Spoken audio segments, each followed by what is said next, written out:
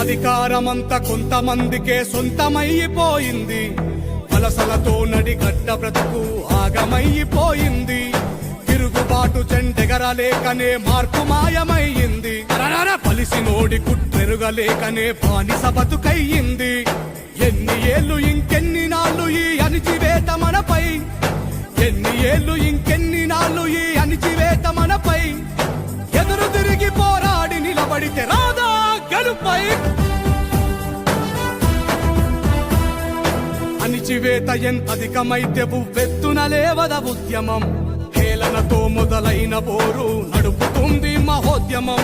చినుకు చినుకులు ఒకటై కురిస్తే జడివానై పడుతుంది. బహుజనులంతా దండుగా కదిలితే పాలన మనదవుతుంది. చీమలు ఒకటై పామును చంపిన చరిత మరవవద్దు. చీమలు ఒకటై పామును చంపిన చరిత మరవవద్దు.